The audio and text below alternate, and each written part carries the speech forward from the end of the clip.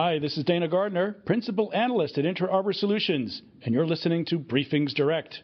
Our next digital business innovations discussion explores new ways that companies can gain improved visibility, analytics, and predictive responses to better manage supply chain risks and reward sustainability factors. We'll examine new tools and methods that can be combined to ease the assessment and remediation of hundreds of supply chain risks, from use of illegal and unethical labor practices to hidden environmental malpractices. To learn more about the exploding sophistication and gaining insights into supply chain risks and rapid mitigation, I'm pleased to welcome our panelists. We're here with Tony Harris, Global Vice President and General Manager of Supplier Management Solutions at SAP Ariba. Welcome, Tony. Welcome, Don. We're also here with Erin McVeigh. She's Head of Products and Data Services at Verisk Maplecroft. Welcome, Erin. Thank you. It's a pleasure to be here. And lastly, we're here with Emily Rakowski. She's Chief Marketing Officer at EcoVadis. Welcome. Thanks so much. Great to be here. Let's start with you, Tony. I heard somebody say recently that, there's never been a better time to gather information and assert governance into supply chains. Why is that the case? Why is this such an opportune time to be attacking risk in supply chains? Well, I think there's several factors that are combined in a fairly short space of time that have, really culminated in the need for organizations to have better governance and insight into their supply chains. Firstly, there's legislation such as the UK's Modern Slavery Act in 2015 and variations of this across the world are now forcing companies to make declarations as to the efforts that they're taking to eradicate forced labor from their supply chains. Alternatively, of course, they can state that they're not taking any action, but I think if you can imagine the impact that such a statement will have on the reputation of the company, that's not going to be very good. Next, I think there's been a real step change in the way that the public now considers and evaluates the companies whose goods and services they're buying.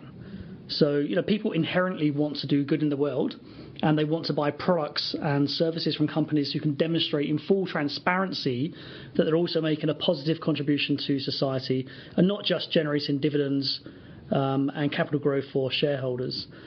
And then finally, I think to that point, there's also been a step change by many innovative companies that have realized the real value of embracing the environmental, social, and governance agenda fully. There's clear evidence now that shows companies with a solid ESG policy are more valuable. They sell more, the company valuation is higher, they attract and retain more top talent, particularly millennials and Generation Z, and they're more likely to get better investment rates as well. So the impetus is clearly there for doing more ethical examination of how you do business and let your customers know that. But what about the technologies to be able to accomplish that? Is there not hand-in-hand an opportunity to dig deeper and see deeper than you could before? Yeah, I think, given the previous point, we've seen a big increase in the number of data and content companies that now provide insights into the different risk types that organizations face. And of course, we have companies like EcoVadis and Verisk Maplecroft, who build scorecards on various CSR metrics. And of course, Maplecroft have got indices across a whole range of ESG criteria. We have financial risk ratings, we've got cyber risk ratings, we've got compliance risk ratings. These insights and these data providers are great, and they really are the building blocks of risk management. However, what I think has been missing until recently was the ability to pull all of this together so that you can really get a single view of your entire supplier risk exposure across your business in one place. And technology such as AI, for example, and machine learning really support the business at various stages of the procurement process in making the right decisions. And that's really what we've developed here at SAP Ariba. All right. Well, it seems to me that maybe 10 years ago when people talked about procurement and supply chain integrity, that they were really thinking about cost savings and process efficiency. Erin, what's changed since then? And tell us also about Verisk Maplecroft and how you're allowing a deeper set of variables to be examined when it comes to integrity across supply chain. Yeah, there's been a lot of shift in the market in the last 5 to 10 years. I think that predominantly it really shifted with environmental regulatory compliance. And so companies were being forced forced to look at issues that they never really had to sort of dig underneath and understand not just their own footprint, but understand their supply chain footprint. And then 10 years ago, of course, we had the California Transparency Act, and then from that we've had, the UK Modern Slavery Act, and we keep seeing governance compliance. But what's really interesting is that companies are going beyond what's mandated by regulations. And the reason that they have to do that is because they don't really know what's coming next. And with a global footprint, it changes that dynamic. So they really need to think sort of ahead of the game and make sure that they're not reacting to, new compliance initiatives. And they're also having to react to just a different marketplace, as Tony explained. It's really changing dynamic. We were talking earlier today about the fact that companies are embracing sustainability, and they're doing that because that's what the consumer is driving towards. So at Varus Maplecroft, we actually came to business about 12 years ago, which was really interesting because it came out of a number of individuals who were getting their masters in supply chain risk. And they started to look at how can we quantify risk issues that are so difficult and complex to understand and make it simple, easy, and intuitive. So what they came out and did is they started with, a subset of risk indices. I think probably initially we looked at 20 risks across the board. Now we're up to over 200 risk issues across 4 thematic issues. So we start at the highest pillar thinking about risks like politics, economics, environmental, and social risks. But under each of those risk themes are specific issues that we look at. So if we're talking about social risks, we're looking at diversity and labor. And then under each of those risk issues, we go a step further. And it's the indicators, it's all that data metrics that come together that tell the actionable story. So what it allows companies to do is some companies are still just ready to check a box. Other companies want to dig deeper. But the power is there for both companies. They have sort of a very quick way to segment my supply chain. And for those that want to go to the next level to support their consumer demands, support regulatory needs, they have that data at their fingerprint.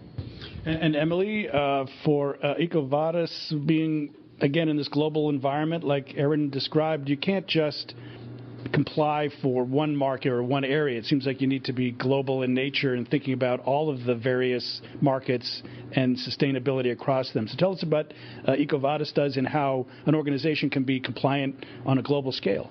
Thanks, Dana. So EcoVadis conducts business sustainability ratings. And the way that we're used in the procurement context is primarily that very large multinational companies like a Johnson & Johnson or a Nestle will come to us and say, we would like to evaluate the sustainability factors of our key suppliers. They might decide to only evaluate suppliers that represent a significant risk to the business, or they might decide that they actually want to review all suppliers of a certain scale that represent a certain amount of spend in their business or that sort of thing. And what EcoVadis provides is a 10-year-old methodology for how we assess businesses based on evidence-backed criteria. So we put out a questionnaire to the supplier that is what we call a right-sized questionnaire. The supplier responds on material questions based on what good or service that they provide, what geography they're in, what size of business they're in.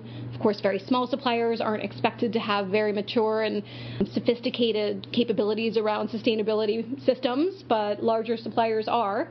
And so we evaluate them based on those criteria, and then we collect all kinds of evidence from the suppliers in terms of their policies, their actions, and their results against those policies, and we give them ultimately a 0 to 100 score. And that 0 to 100 score is a pretty good indicator to the buying companies of how well that company is doing in their sustainability systems. And like Erin said, that includes environmental, labor and human rights, fair business practices, and sustainable procurement practices. So it seems as if more and more data and information is being gathered on these risks more deeply across a global scale environment. But in order to make that information actionable, there's sort of an aggregation process underway. You're aggregating on your own, and it seems like SAP Ariba is aggregating the aggregators. Tell me how then we make this actionable, or what the challenges are, Tony, for making what the great work that's being done by your partners into something that companies can really use and benefit from.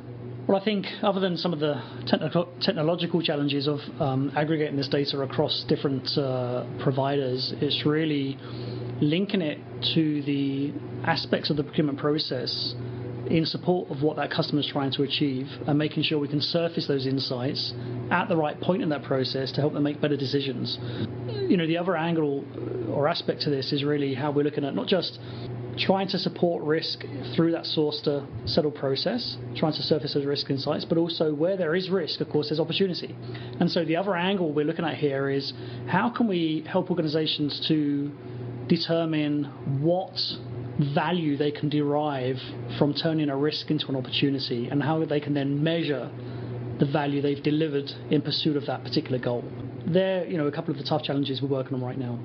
And what about the opportunity for compression of time? Not all challenges are something that are foreseeable, but that you have to react to. Is there something about this state in the world where we need to be able to react very quickly, and how do you bring that into a procurement process that might be something that takes months to accomplish generally? I mean, if we look at some risk aspects such as natural disasters, you can't really act more timely than to a natural disaster. So where we're getting alerts from our data sources on earthquakes, for example, we're able to very quickly ascertain who the suppliers are, where their distribution centers are, where maybe the supplier to the supplier's distribution centers and factories are, and understand what the impact is going to be very quickly, and how we can respond to that. What is our mitigation plan going to be to prevent our supply chain from coming to a complete halt? And, of course, we have to ask the obligatory question these days about artificial intelligence and machine learning. Without putting too much emphasis on those technologies, what are the business implications for starting to tap into what's now possible technically in terms of compressing the time and better analyzing the risk and even forecasting? And I'll start with Tony, but then we'll go around. Yeah, if we look at AI, this is a great technology, and what we're trying to do is really simplify that process for our customers, our end users, to figure out how they take action on the information we're providing. So rather than them having to be experts in risk analysis and doing all this analysis themselves, AI allows us to surface those risks through the technology, through our procurement suite, for example, to impact those decisions they're making. For example, if I'm in the process of awarding a piece of sourcing business off the back of an RFP, for example, isn't it great that the technology can surface the risk insights against the supplier I'm about to award business to right at that point in time? It's figured out that based upon the goods or the services that I'm looking to award to the supplier, based upon perhaps the part of the world they operate in or where I'm looking to distribute these goods or services to, that this particular supplier has faced a given risk issue that we feel is too high, and we have to act upon that. Now, that might mean we postpone the award decision before, we do some further investigation, or it might mean we choose not to award that business, in that case, to that supplier, and we pick the alternative provider. So artificial intelligence can really help in those kind of areas. Mm-hmm. Emily, when we think about the pressing need for insight, we think about both data and analysis capabilities. This isn't something necessarily that the buyer in an individual company can do. They don't have access to the data. Why is your approach better, stronger, and how is AI assisting that? In our case, I think it's all about allowing for scale. So the way that we're applying AI and machine learning at EcoVadis is that we're using it to, as I mentioned earlier, we do an evidence-based evaluation. So we collect a great amount of documentation from the suppliers we're evaluating. And actually that artificial intelligence is helping us scan through the documentation more quickly, find the relevant information that our analysts are looking for, compress the evaluation time from what used to be about a 6 or 7 hour evaluation time on each supplier down to 3 or 4 hours. So that's essentially allowing us to double our workforce of analysts in a heartbeat. The other thing it's doing is helping scan through material news feeds. So we're collecting over 2,500 news sources around around, all kinds of reports from China Labor Watch or OSHA or these types of things, and it helps scan through those reports for material information, puts that in front of our analysts, and helps them then surface that real-time news that we're for sure at that point is material. And that way we're combining artificial intelligence with real human analysis and validation to make sure that what we're surfing is accurate and relevant. Mm-hmm. And that's a great point, Emily. I mean, that's just made me realize that on the SAP Ariba side, we also use machine learning in analyzing similarly vast amounts of content on the internet. We're scanning over 600,000 data sources on a daily basis for information on any number of risk types. We're scanning that content for over 200 different risk types. Now, how we use machine learning in that context is where it finds an issue, an article, for example, a piece of bad news, bad media. The software effectively reads that article electronically. It understands that this is actually the supplier we think it is, the supplier that we've chosen to track, and it understands the context of that article. So by effectively reading that text electronically, if a machine can read text, it's concluded that, hey, this is a contract reduction. Maybe the company has just lost a piece of business and they've had to downsize, and so that faces a potential risk to our business because maybe this supplier is on their way out, to going out of business. And the software using machine learning figures all of that stuff out itself. It defines a risk rating, a score, and brings that information to the attention of the appropriate category manager and various users. So very, very powerful technology to number crunch and read all this content very quickly. Erin, at Maplecroft, how are such technologies as AI and machine learning being brought to bear, and what are the business benefits to your clients and your ecosystem? As an aggregator of data, it's basically sort of the bread and butter of what we do is bringing all of this information together. And machine learning and artificial intelligence are just allowing us to do it faster, more reliable. When we look at our indices, we actually just revamped our social indices a couple of years ago. And before, you had a human who was sitting there, and maybe they were having a bad day, and they just sort of checked a box. But now we have the capabilities to validate that data against true sources. So just as Emily mentioned, we were able to reduce our human rights analyst team significantly by the number of individuals that it took to create an index and allow them to go out and begin to work on additional types of projects for our customers. So helping our customers to, again, be able to utilize the data that's being automated and generated for them. We also talked a little bit about sort of what customers are expecting when they think about data these days. They're thinking about the price of data coming down. They're expecting it to be more granular. And to be able to provide data at that level, it's really the combination of technology with the intelligent, data scientists, experts, and data engineers that bring that power together and allows companies to harness it. Let's get a little bit more concrete about how this goes to market. Tony, at the recent SAP Ariba Live conference, you all announced Ariba supplier risk improvements. Tell me a little bit about the productization of this, how people intercept it. It sounds great in theory, but how does it actually work in practice? Well, what we're announcing here at Ariba Live is the partnership between SAP Ariba, EcoVadis, and various Maplecroft to bring this combined set of ESG and CSR insights into the SAP Ariba supplier risk solution. We do not yet have this solution generally available, so we are currently working on building out integration with our partners here. And we have a number of common customers that are working with us as what we call design partners. No better customer ultimately than a customer already using these solutions from our companies. And we anticipate making this available probably in the next 2 quarters, so probably around the Q3 2018 timeframe. And with that, what it means is customers that have a active subscription to our combined solutions is then able to benefit from the integration, whereby we'll pull this data from various Maplecroft, we'll pull the CSR scorecards, for example, from EcoVadis, and we'll be able to present that within the SAP Ariba supplier risk solution directly. What it means is that users can get that aggregated view, that high-level view across all of these different risk types and ESG metrics in one place. However, of course, if ultimately they've got to get to the nth degree of detail, they'll have the ability to click through and naturally go into the solutions from our partners here as well to drill right down to that level of detail. But the aim here is to give them that high-level view to help them with their overall assessments of these suppliers. And maybe this won't be available in the first iterations, but over time, is this something that organizations will be able to customize, to have dials to tune in certain risks and others in order to make it more applicable to their particular situation? Yeah, no, it's a great question, and absolutely, we already address that in the solution today. So, we cover risks across, as I say, over 200 types, and we've categorized those into 4 primary risk categories.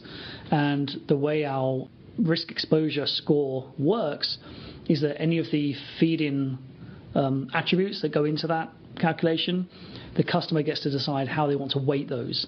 So if I've got more of a bias towards the kind of financial risk aspects, or if I've got more of a bias towards ESG metrics, for example, then I can weight that part of the score, the algorithm, appropriately. All right, before we close out, let's look at sort of the paybacks or penalties when you either do this well or not so well. Aaron, when an organization can fully avail themselves of the data, the insights, the analysis, make it actionable, make it fairly low latency, how can that materially impact a company? Is it a nice to have, or how does this affect the bottom line? How do we make business value understandable from this? Yeah, I mean, it's one of the things that we're still working on is quantifying the return on investment for companies that are able to mitigate risk, because the event didn't happen. So how do you put a tangible dollar to something that didn't occur? But what we can look at is sort of taking that data that was acquired over the past few years and understand that as we begin to see our risk reduction over time, begin to see us allow to source from more suppliers, diversify our supply chain, or even minimize our supply chain, depending on the way you want to move forward in your sort of risk landscape and your supply diversification program. It's giving them that power to really make those decisions faster and more actionable. And so while many companies still think about data and tools around ethical sourcing or sustainable procurement as a nice to have, those leaders in the industry today are saying it's no longer a nice to have. We're actually changing the way we've done business for generations. And it's really that sort of, I think, other companies are beginning to see that it's not being pushed down on them anymore from these large retailers, these large organizations. It's a choice they have to make to do better business. And they're also realizing that there's a big return on investment for putting up sort of that upfront infrastructure, having dedicated resources that understand and utilize the data, because what they still have to do is internally create a strategy, make decisions about business process. We can automate through technology, we can provide data, we can help to create technology that embeds their business process into it, but ultimately what it requires is a company to embrace a culture, a cultural shift where they really believe that data is the foundation, the technology will help them move in this direction. And Emily, for companies that maybe don't have that culture, that don't think seriously about what's going on with their suppliers, without going into specific detail, what are some of the pitfalls that can happen? What have you seen happen in the marketplace where, when you don't take this seriously, bad things can happen? Well, I think there's, dozens and dozens of stories out there about companies that have not paid attention to critical ESG aspects and suffered the consequences of a horrible brand hit or, a fine from a regulatory situation. And any of those things easily cost that company on the order of 100x what it would cost to actually, put in place a program and some supporting services and technologies to try to avoid that. So I think from an ROI standpoint, there's a lot of evidence out there in terms of these stories. For companies that are not really as sophisticated or ready to embrace sustainable procurement, it is a challenge. Hopefully there are, some positive mavericks out there in the businesses that are willing to stake their reputation on, trying to move in this direction, understanding that the power they have in the procurement function is great. They can use their company's resources to, bet on supply chain actors that are doing the right thing, that are paying living wages, that are, not overworking their employees, that, are not dumping toxic chemicals in our rivers. And, these are all things that I think everybody's coming to realize are really a must regardless of regulations. And so it's really those individuals that are willing to stand up, take a stand and think about how am I going to put in place a program that will really drive this culture into the business, educate the business, and even if you're starting from a very little group that's dedicated to it, find a way to make it grow within the culture. So I think it's critical.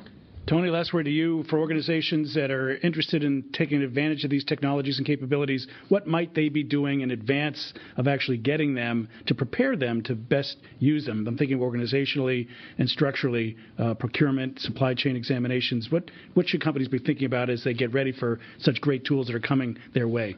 Organizationally, there tend to be a couple of different teams inside a business that manage risk. So on the one hand, there can be the kind of governance, risk and compliance team. On the other hand, there can be the corporate social responsibility team. I think, first of all, bringing those two teams together in some capacity makes complete sense because there are synergies absolutely across those teams. They're both ultimately trying to achieve the same outcome for the business, all right? Safeguard the business against unforeseen risks, but also ensure that the business is doing the right thing in the first place, which can help safeguard the business from unforeseen risks. So I think get the organization model right. I think also think about how they can best begin to map out their supply chains, because one of the big challenges here, which I've got to say we haven't quite solved yet, is figuring out who are the players or actors, to Emily's point there, who are the supply chain actors in that supply chain. It's pretty easy to determine our tier one suppliers, but who are the suppliers to the suppliers, and who are the suppliers to the suppliers to the suppliers? We've yet to actually build a bit of technology that can figure that out easily. We're working on it. Stay posted. But I think trying to compile that information up front is great because once you can get that mapping done, our software and our partner software here with EcoVadis and various Maplecraft is here to really service those risk insights across that supply chain. Well, very good. I'm afraid we'll have to leave it there. You've been listening to a Briefings Direct discussion on new ways that companies are gaining improved visibility, analytics, and predictive responses to better manage supply chain risks. And we've learned how new tools and methods can be combined to ease the assessment and remediation of hundreds of supply chain risks. So a big thank you to our guests. We've been here with Tony Harris, Global Vice President and General Manager of Supplier Management Solutions at SAP Ariba. Thank you so much, Tony. Thank you. We've also been here with Erin McVeigh. She's Head of Products and Data Services at Verisk Maplecraft. Thanks so much, Erin. Thank you. It's a pleasure to be here. And Emily Rakowski has also joined us. She's the Chief Marketing Officer at EcoVadis. Thank you so much, Emily. Thank you, Dana.